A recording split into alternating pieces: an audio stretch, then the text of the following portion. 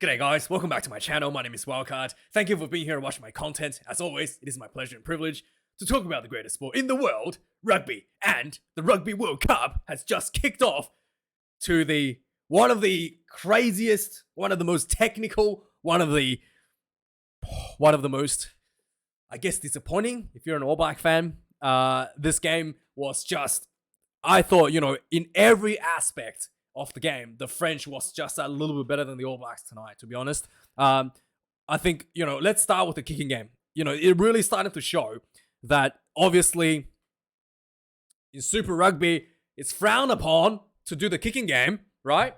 And as a result, the All Blacks was clearly losing the kicking game all night. The accuracy in terms of the accuracy of the kicking game, the range of the kicking when it's needed was just not there. They were falling short every time. And also the pressure from the kicking game was clearly not there. For majority of the game, there was just no pressure from the All Blacks kicking. And when there are pressure, twice during this game, Will Jordan taken out a player in the air. Just completely misjudged it. And it just shows that's from a lack of practice. You kick the ball just a little bit too far for your chaser, or your chaser just mistimed that a little bit, and you're just not able to get it right. He gets sent off with the yellow card as well, Will Jordan. So that's clearly showing to me is a lack of practice, and I think that trickles up a bit from Super Rugby as well, because it's frowned upon to do the kicking game. Oh my god, how dare you kick the ball away? Gonna run the ball from inside your own 22, right? And score 80-meter tries. When it comes to international test rugby, that's just not gonna work, and it really showed. And the All Blacks was try to do the running game from inside their own halves, and it was struggled. The All Blacks actually dominated the run meters, believe it or not. A majority of the game was played in run areas, like inside their own 22. They try to run the ball out inside their own half, try to run the ball out, and then eventually left with no option to put the ball up high. And yeah, very low pressure, very inaccurate kicks as well. So there's three key factors when it comes to the kicking game, right? So if you put up a high ball, you want to be able to be in a position to be pressured. So a lot of the balls were just a bit too far to be pressured by his own teammates, and a lot of times his teammates just not pressuring at all. So they put up a high ball and nobody's even there to pressure a lot of times from the All Blacks side. And finally, when it comes to just kicking the ball down for just maximum range, the French was able to dominate that quite convincingly, especially with Antoine Dupont. What a just unbelievable talent he is, right? Antoine Dupont. I don't think his box kicks has to be the biggest box kicks in the world by like a nautic mile, right? His box kicks goes with 50 meters. Box kick. A 50-meter box kick. Most people can do like 25, 30. He kicks a 50-meter box kick constantly this game. And just by that alone, was incredibly difficult for the All Blacks to deal with. It was like, well, what do we do now? Do we just punt the ball straight back? Like literally have to punt as hard as they can to even get the 50-meter back, right? Or do we run the ball? And because it's a box kick, it's got such a huge hand time, the French defense is like already pushing up on you. Has plenty of time to push out from this 50-meter box kick. So the All Blacks like, all right, we'll have to just do a return kick. And you have two options. You kick the ball straight out, and the French just gang 25 meters, or 20, 25 meters, or you kick it straight back, and we're back into this kicking game, right? So, everything about like the kicking, and also just little kicks behind as well. The French were just way more accurate in that as well, just finding the space they were looking for, getting the ball bounce on the ground, and the All Blacks just not able to find that. So that was a huge area that was missing. And one thing I was kind of talking in my live stream, so I do live stream for some of these games, that if it was Israel Dag instead of Beauden Barrett at fullback, Israel Dag would just destroy that kicking game. Honestly, like Israel Dag was, some of these French kicks was very acute. It lands just inside your 22 and right by the sideline, right? And Beauden Barrett just couldn't walk with the angles, and he would kick the ball out, only 20, 30 meters. It's difficult kick. He's close to his own side. He's close to the sideline, but he will only kick like 20, 30 meters before the ball goes out. Whereas Israel Dag would have kicked 60 meters, 50 meters straight down the field, and the ball would stayed in the 5-meter channel and would not have gone out, right? He would just yeah, like just that skill difference is really just not quite to the All Black standards, I guess, that we're used to seeing out of the All Blacks when it comes to this kicking game. And also when it comes to the 4-pack, the scrummaging was really struggling. De Groot slipped twice in the first half, giving away 2 penalty in the scrum. De Groot was, in the second half, was where I would get a better picture, was actually trying to get himself under, coming on an angle, going under, Antonio Wooney. And Antonio was just really pinning his chest down. And De Groot was literally getting his neck folded up like this in the scrummaging. And obviously he's going to go down. If your head is pointing down, everybody know this. If your head is pointing down, you're going to go where your head is pointing. And he's just like struggling to keep himself up because he's getting pinged down in that loose head proposition. Like Antonio's like technique is just really, really good in that tight head position there. And De Groot was really struggling. And De Groot, what needed to do is try to get closer to his neck. But he was not able to. He was literally getting Antonio around this area here instead of up here where he needs to be, where his head needs to be, where De Groot's head needs to be. So that was it was really struggling for De Groot. 2 penalties, 6 points given away because of the scrummaging. Lineouts was again the scrum. The French just had much better setup in the rolling maul. Like the French didn't score a try with the maul because they were never given in the position in the 22, but they're just able to set up the maul anywhere in the field and just start marching down the field. Like it was just really difficult to watch as an All Black fan, and also that the All Blacks, there were times where I find it really baffling. Like for example, the French will have a defensive line out, like their throw inside their own 22, and the All Blacks just don't challenge that because the French potentially could go for a maul, but like you're inside the French half, like you're in a position like you don't need to defend the maul when you're like outside of French 20, like inside the French 22 or just outside the French 22, right?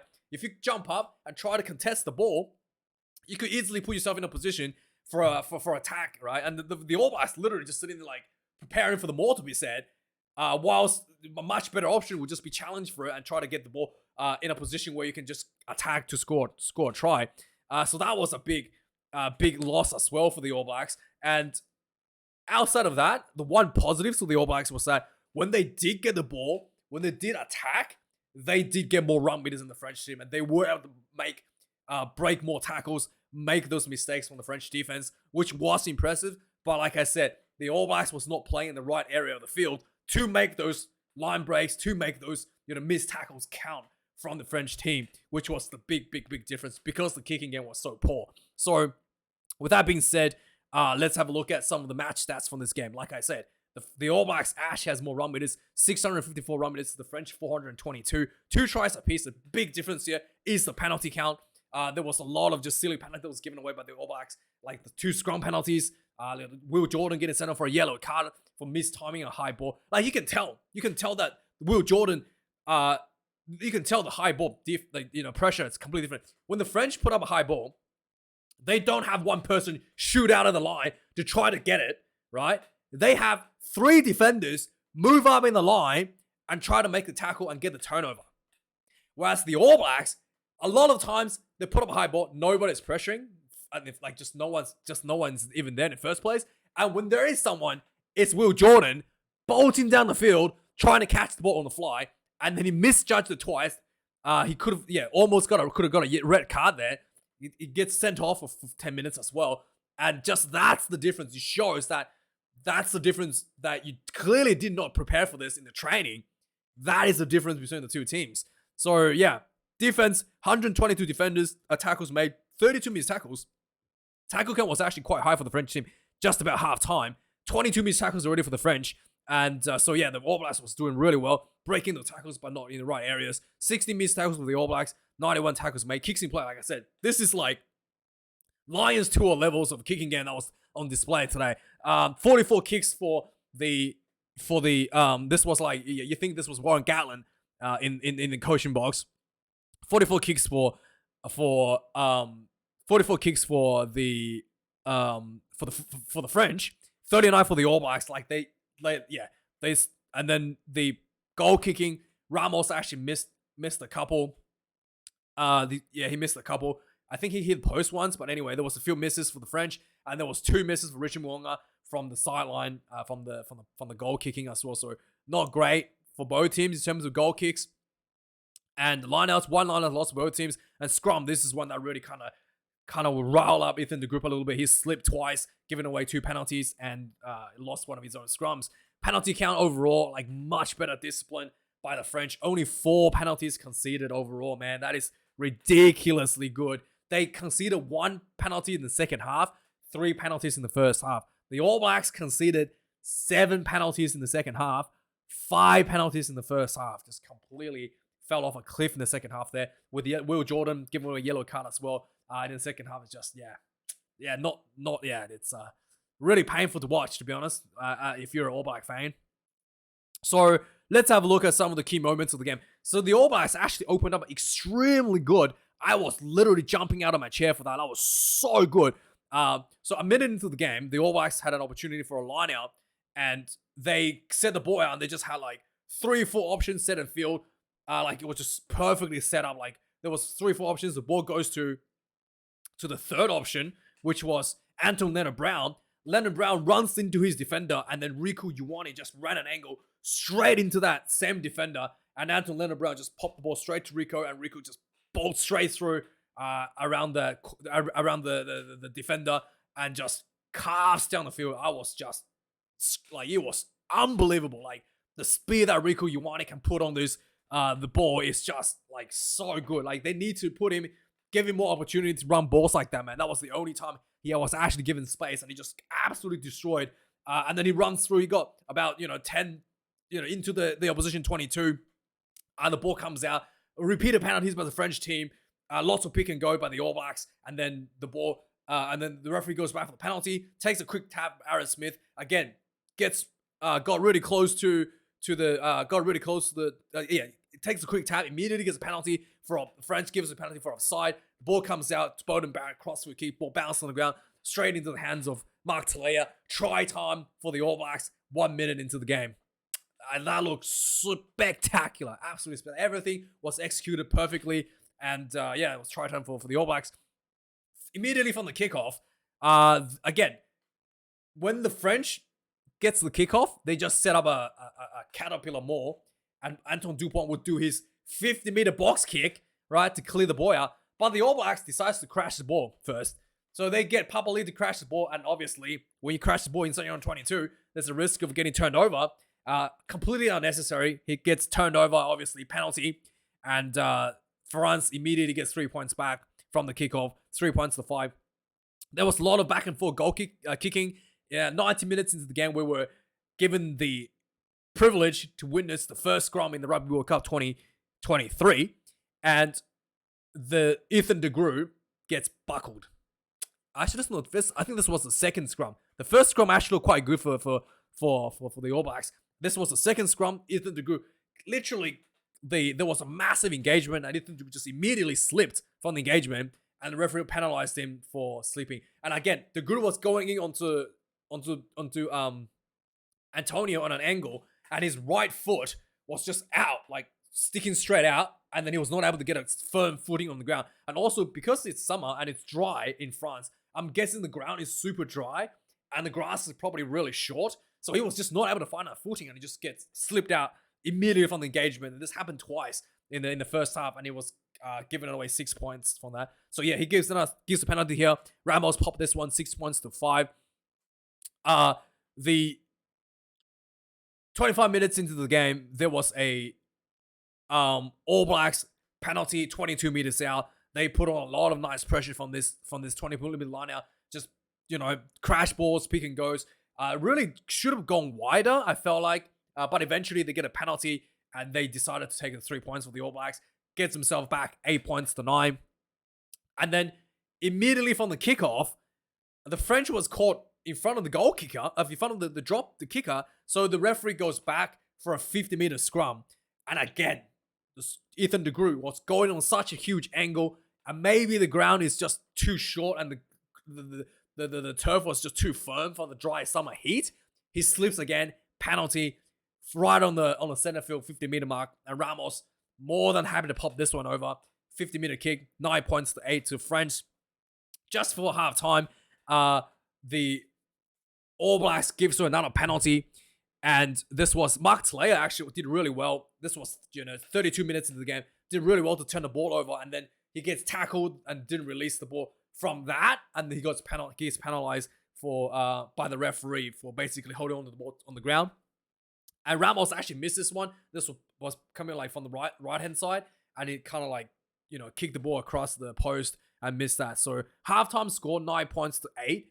All Blacks had a lot of time running the ball, but in the wrong areas. The French was able to just get 3 points every time the penalty was given out. So 43 minutes into the game. So 43 minutes again, immediately from the get-go, the French was actually putting a lot of pressure over the All Blacks, and the All Blacks scramble defense was able to hold out the French just in front of the try line. And then the All Blacks gets a penalty from that. They kick the ball out for a 40-meter line out. The ball comes down. The ball goes to Adi Savia, believe it or not. And Adi Savia chips the ball over the top. I've never seen this ever in my whole life. I've seen Adi Savia kick, but I've never seen Adi Savia do a kick like this as a set play. He kicks the ball over the top. Will Jordan was onto it, recovers the ball. He runs down the field looking for support, gets shut down. Ball comes out. Scotty Barrett was the halfback at the breakdown, knowing that there needs to be a quick ball. Throws the ball out to Riku Ioane. Riku Ioane spots out wide. Mark Talea wide open. Big ball over the top. The ball bounces to the ground again. Scoops up by Talea down the sideline. Try time for the All Blacks in the second half. Suddenly the All Blacks pulls themselves ahead from this try. 13 points to 9. Richie Mo'unga misses the conversion once again. And then on the 50-meter point, Aaron Smith passes the ball to the referee. Yeah, I thought that was quite funny. Like, it wasn't like he was referee. It wasn't like the referee was in the way of anybody. He was just standing behind Aaron Smith. Aaron Smith must have thought that he was a player. Throws the ball straight into him. The referee was wearing yellow, so Aaron Smith may have to check his eyes for color blindness. 55 minutes into the game, French gets their first try on the ball. So basically, they get a penalty, and whilst being behind by more than 3 now, they decided to go for, instead of kicking for 3, decided to go for the line out.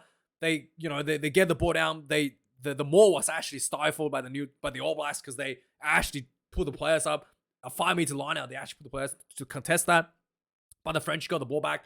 Crash ball center field, crash ball, and then immediately decides to switch the ball back to the blind side. The ball goes to Jalibert, who sees space out wide, runs in, taking out 3 defenders, throws the ball over to Damien Pennell in the corner, in for a try. Yeah, really, really well executed. Suddenly, France is back ahead, 16 points to 13. 57 minutes into the game.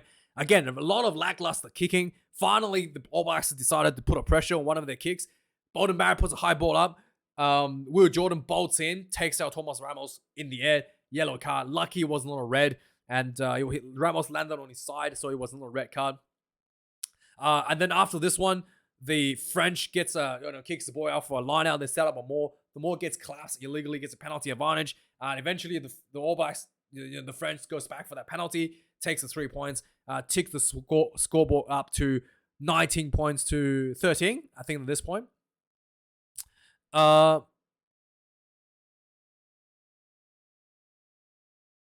19 points to 13 at this point. And then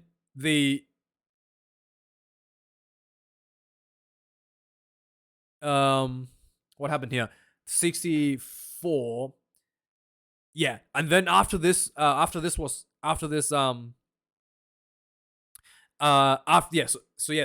get a penalty for 3 points for the French, and then in 72 minutes into the game, Will Jordan kind of gets back onto the field, right? Pretty much, like, again, the All Blacks looking like they're out of options. They're like pinned inside their own 22. Richie Mo'unga gets the ball. Obviously they try to run the ball out of their own 22. It wasn't to any sort of like effectiveness. Decides to put a high ball up from inside his own 22. Okay, Will Jordan's one under pressure to pressure this. Immediately takes out the player in the air again. Luckily this time he was impeded by a French defender, so no card. But he did get penalized for taking a French player out. And immediately France goes for another 3 points. 22 points to 13. Finally, to finish the game on top, 77 minutes into the ball, and the French was just having a lot of really quick ball at the breakdown. There was a bit of what happened there. There was a lot of quick ball at the breakdown. The new player that came on, Maxine Luku, the reserve halfback, he gets the ball just outside the 22, puts a high ball over. We've seen this into the 22. We've seen this a lot by the Springboks. Faf the Click does this a lot. High ball from outside the 22 into the 22. At first, I thought this was just a bit of a bad kick, but he found the perfect spot on the field where Richie Mo'unga was out of position to catch this one on the full. So he had to let the ball bounce, and the ball bounced awkwardly. There was 2 French players bolting onto Richie Mo'unga. One is Damien Penot, and the other one is Jaminet. Jaminet gets the bounce. Penot just let him have it. Places the ball down. Try time for the French. And celebrations all around in Stade de France. And Thomas Ramos, I think he actually misses this one. The ball goes over the top of the goalpost. So the ball actually didn't hit the goalpost, but because it went over the goalpost on the right hand side, the referee deemed that it would have hit the goalpost if the goalpost was taller. So he misses that one, but still, final score 27 points to 13 to the French, and very disappointing for the All Blacks. A lot of work needs to be done for the All Blacks team, to be really frank with you. Like, it kind of shows the lack of preparation from Super Rugby. You wanted to play, a certain style that's just not good enough for international test rugby. It's really starting to show. Yeah, like the kicking game is just not there. Bolton Barrett's kicking is just not accurate enough. Richie Mo'unga's kicking game just not there at all. And the French really showed the difference, the two teams, the kicking game. And let me know your thoughts. Like, comment, subscribe.